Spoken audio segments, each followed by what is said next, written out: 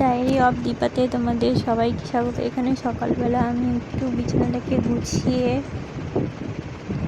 নিচ্ছি পরিপাটি করে, কারণ বিছানা না গোছালে আমার ভালো লাগে না, তাই বিছানাটাকে গুছিয়ে সুন্দর করে রাখছি যাতে দেখতেও ভালো লাগে আর মনটাও ভালো হয়ে যায়।